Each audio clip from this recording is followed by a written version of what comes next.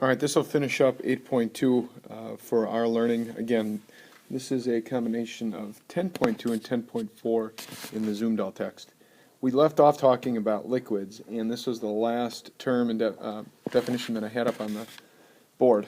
Viscosity, probably something that you've heard of before. Viscosity is just simply a measure of a liquid's resistance to flow. So you may hear someone refer to a liquid as being very viscous.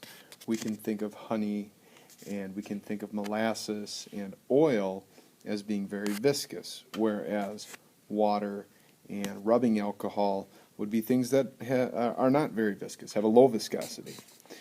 Viscosity is due to the large intermolecular forces or molecular complexity of the particular molecule. The higher those things are, the more viscous the liquid is. Now we want to be careful that we do understand that viscosity and density are different from each other. Many people always think, well, if something's more viscous, if it's more difficult to flow, to pour, it's going to be more dense. But that's not always the case. If we think about the relationship between water and vegetable oil, water is actually more dense. It'll sink to the bottom of a graduated cylinder. Vegetable oil will stay on top. Okay? So let's take a look at maybe a vegetable oil molecule. I'm just going to draw what we call the line structure for part of a vegetable oil molecule. Now, what you can kind of imagine is that each one of these little vertices right there, so there is this structure, a carbon with two hydrogens coming off of it, and then it's attached to another carbon with two hydrogens coming off of it. All right, so that essentially is what this little structure looks like. I might have to erase it and draw it again. No circles on there. I want those out of the way. Okay, so let's think about this as being vegetable oil, right? Call that VO. And if we've got another vegetable oil molecule that's kind of right next to it, a lot of carbons, a lot of hydrogens, some oxygens, we can think about this as being our vegetable molecules. Now, not a lot of hydrogen bonding going on here, certainly not like water, but since it is such a huge molecule, there's a lot of London dispersion forces, right?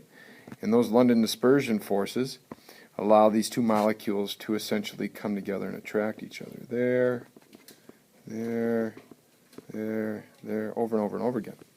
So we've got a large molecule, we're going to call that a large molecular weight, right? A large molar mass. Large molar mass, in this case, is equaling a large viscosity, okay? And we can also think about it as probably going to equal a higher boiling point. Oils are typically harder to boil than like water, for instance, or other polar molecules, because the oil structure, not because the bonds between, the forces between the molecules are overly strong, just that there's a lot of forces because the structures of these oils are so big, okay?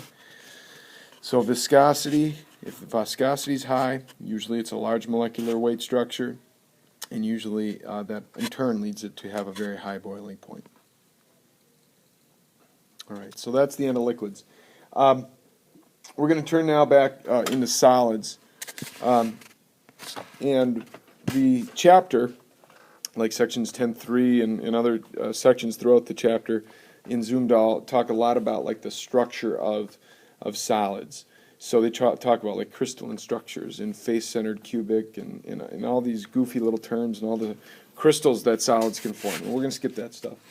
We're solely going to be worried about the second half of 10.4 in our textbook when we start talking about alloys. So we need to recognize, again, what metals are. Metals are essentially solids that are arranged in an organized crystal lattice. And in this case, we have valence electrons of each one of these metal atoms being very loosely held onto the nucleus. So these valence electrons essentially act as kind of a sea of electrons that kind of float between the atoms. Okay, so the image would kind of look something like this. Oh, I'm sorry about my transitions. There we go. So you have like these sea of electrons that are floating in between the nuclei of all of the atoms, and I'm trying to point here to these electrons. Okay, there they are. So what you have is what we call some like delocalized electrons. What I mean by delocalized is they don't really have a home. They're kind of bouncing all over the place. They may start up here, and then over here, and then over here, and then over there. So these valence electrons can kind of be shared between all of the other nuclei of all of the other metal atoms. This leads to a lot of different properties for metals. First of all, they're pretty tough to break apart. Okay. Second of all, they're conductive.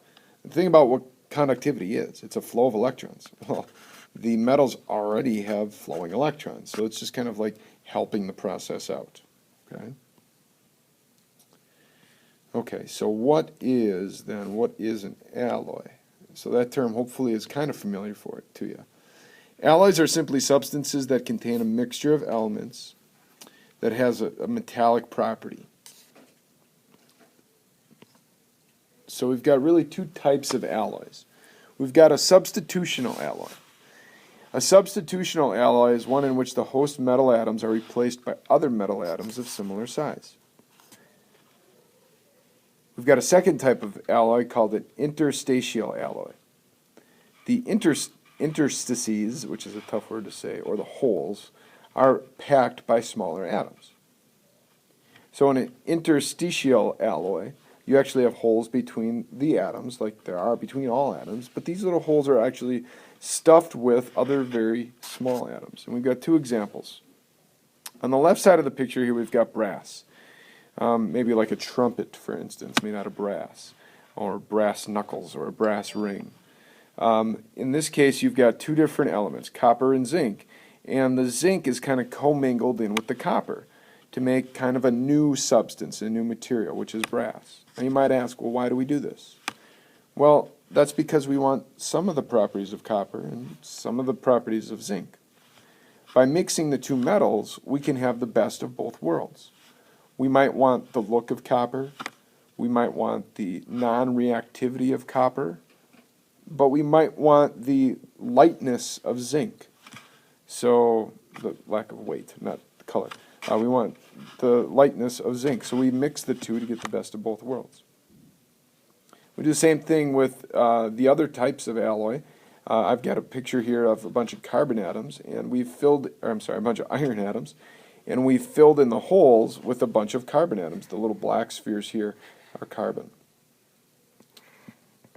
And what this does is it allows the actual iron to do two things. First of all, it becomes stronger with the introduction of the carbon atoms. And because the carbon atoms do tend to push the iron atoms out a little bit, they do take up a little bit of volume, the actual new material, which we know as steel, becomes lighter. So if we look at the difference between iron and steel, iron's pretty heavy. It actually can be broken, it can be bent a little bit. Steel, on the other hand, is a lot stronger, and it's a lot lighter as well. We have different types of steel, by the way. We have mild steel. Mild steel is about less than 0.2% carbon. Mild steel is like nails and cables and chains, things that have to bend a little bit, they have to give a little bit. We have medium steel. It's about 0.2 to 0.6% carbon. Those are like structural beams that you'd see in a large building. We want to be strong and light, but we still want them to give. If you've got a skyscraper, you want the skyscraper to be able to sway back and forth in the wind, otherwise it could topple. And you've got hard steel. Hard steel is about 0.6 to 1.5% copper. A lot of times, like knives, cutlery, if they're steel knives, they'll be hard steel.